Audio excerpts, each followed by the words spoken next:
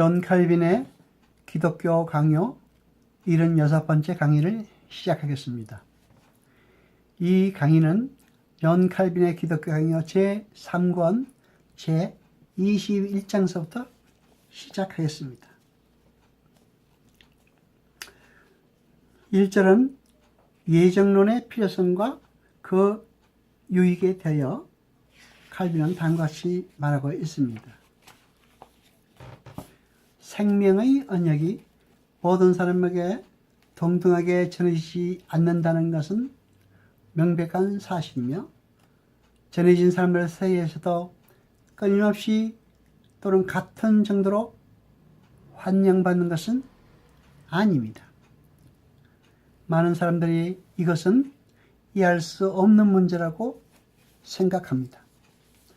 왜냐하면 무수한 일반 사람들 가운데서 어떤 사람들은 구원으로 예정되고 어떤 사람들은 멸망으로 예정된다는 것 같이 불합리한 일이 없다고 느끼기 때문입니다. 하나님께서 사람의 행위를 일체 무시하고 자신의 마음속에서 결정하신 사람들을 선택하시지 않는다면 꼭 알아야 될 다음의 사실을 알 길이 없다고 바울은 단정합니다. 바울은 말하기를 이제도 은혜로 택하심을 따라 남은 자가 있느니라. 만일 은혜로 된 것이면 행위로 말미암지 않음이니 그렇지 않으면 은혜가 은혜되지 못하느니라. 만일 행위로 된 것이면 은혜로 말미암지 않음이니 그렇지 않으면 은혜가 은혜되지 못하느니라. 아멘. 인간의 호기심은 아무리 억제하려고 해도 금지하더라도 새끼를 방황하며 높은 곳으로 돌입합니다. 그대로 두면 하나님의 모든 비밀을 찾아내며 해명하려고 합니다. 그러므로 예정을 탐구할 때 그들은 하나님의 성령으로 들어간다는 것을 기억해야 합니다. 주께서 깊이 감춰두기로 정하신 일을 사람이 마음으로 탐색하거나 가장 숭고한 지혜를 사람이 영혼 자체로부터 풀어내려고 하는 것은 옳지 않습니다. 하나님께서는 우리가 그의 지혜를 이해하기보다는 경외하기를 원하시며 경외함으로써 찬탄하기를 원하십니다. 우리에게 나타내시고자 하는 그의 비밀의 뜻은 그의 말씀을 통해서 제시하셨습니다. 우리에게 관계되며 유익하리라고 예결하신 범위 내에서 제시하기로 결정하신 것입니다. 2절은 예정의 교리는 성경에서만 찾아야 한다는 칼빈의 주장입니다.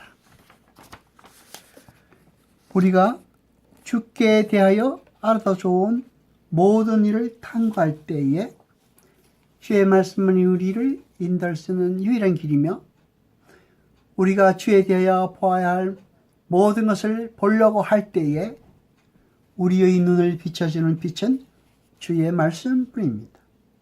즉 예정에 대하여 하나님의 말씀이 알려주는 것 외의 것을 알려고 하는 것은 길없는 황야를 걸어가려는 것이거나 또는 어두운 데서 무엇을 보려고 하는 것 못지않게 어리석은 것입니다.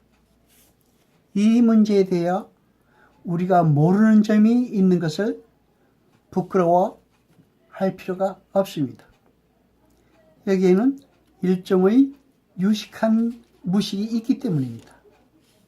알려고 갈망하는 것이 어리석을 뿐 아니라 위험하고 심지어 치명적인 일에 대하여 우리는 차라리 자신에서 묻지 않는 것이 더 낫습니다.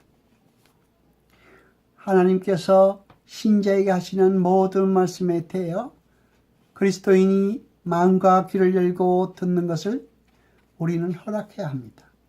다만 제한 조건은 주께서 입을 여시지 않을 때는 신자도 역시 모든 탐구의 길을 닫으라는 것입니다. 우리가 지켜야 하는 침착한 태도의 한도는 배울 때에 하나님의 인도를 따를 뿐만 아니라 하나님께서 가르치시기를 그치실 때에는 우리는 더 알려고 하지 않아야 한다는 것입니다. 하나님께서는 율법을 선포하시는 것을 기뻐하셨으므로 이 하늘 명령을 근거로 삼아서만 율법의 교훈을 연구하도록 모세는 사람들에게 권고합니다. 또 그는 이 이유 때문에 그 사람들에게 이 범위 안에 머물라고 말하는 것입니다. 즉 죽을 인생이 하나님의 비밀에 침입해 들어가는 것은 합당치 않다는 것입니다. 그리고 칼빈은 이 예정의 교리에 위험성이 있다는 것에 대하여 부인하고 있습니다. 우리는 주께서 비밀을 그대로 두신 것을 탐색해서는 안 되는 동시에 공개하신 것은 버리지 말아야 한다는 것입니다.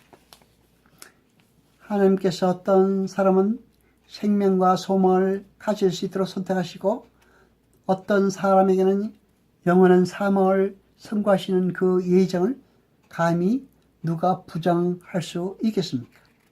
하나님께 예지가 있다고 우리가 말하는 것은 모든 일은 하나님의 눈에 항상 있었고 또 영원히 있을 것이며 따라서 하나님께는 아무것도 미래나 과거가 아니라 모든 것은 현재로 나타난다는 것입니다. 그리고 모든 것이 현재라고 하는 것은 우리의 마음이 기억하고 있는 것이 현재 우리 앞에 있는 것과 같이 하나님께서는 모든 것을 개념을 통하여 생각하고 계실 뿐 아니라 참으로 그 모든 것이 그의 앞에 놓여 있는 것 같이 보시며 식별하신다는 뜻입니다. 그리고 이 예지는 우주 전체를 통해서 모든 피조물에게 미칩니다. 우리는 예정을 하나님의 영원한 작정이라고 부르며 이 작정에 의해서 하나님께서는 각 사람이 어떻게 되기를 원하신다는 것을 스스로 예정하셨습니다. 이는 모든 사람이 같은 상태로 창조되는 것이 아니라 도리어 어떤 사람을 위해서는 영생이 예정되며 어떤 사람을 위해서는 영원한 저주가 예정된다는 것입니다. 각 사람은 이 중의 어느 한쪽에 결말에 이르도록 창조되었으므로 우리는 그를 생명 또는 사망이 예정되었다고 합니다. 그러나 그 이유는 분명치 않습니다. 둘째 단계로서 6절에서 칼빈은 이스라엘 백성 개인들에 대한 선택과 유기에 대해서 말하고 있습니다. 하나님의 은혜가 평등하지 않다는 사실은 이미 은혜가 값없이 주어진다는 것을 증명한다고 말하고 있습니다. 우리는 성경이 분명히 보여주는 바와 같이 하나님께서는 그의 영원하고도 변할 수 없는 계획에 따라 구원으로 받아들일 사람과 멸망에 내어주실 사람들을 오래전에 확정하셨습니다. 선택된 사람들에 관해서 이 계획은 그들의 인간적 가치와는 관계없이 하나님의 값없이 베푸시는 자비를 근거로 한 것입니다. 그런데 선택받은 사람들 사이에서는 우리는 하나님의 부르심을 선택의 증거라고 인정합니다. 그리고 선택받은 자들이 선택의 완성인 영광으로 들어갈 때까지도 칭의도 선택을 나타내는 한 표정이라고 생각합니다. 그러나 주께서 소명과 칭의에 의해서 선택된 자들을 인지시는 것과 같이 버리신 자들에 대해서는 그의 이름에 대한 지식이나 성령에 의한 성결의 길을 끊으심으로 이를테면 이런 표로서 어떤 심판이 그들을 기다리고 있는가를 계시하십니다. 여호와 아버지 하나님 거룩하시며 세세토록 영광과 찬송 받으소서. 말씀을 들을 때 깨닫게 하시며 우리로 진리를 알게 하소서. 이 모든 것 감사드리며 우리 주 예수 그리스도의 이름으로 기도드리옵나이다.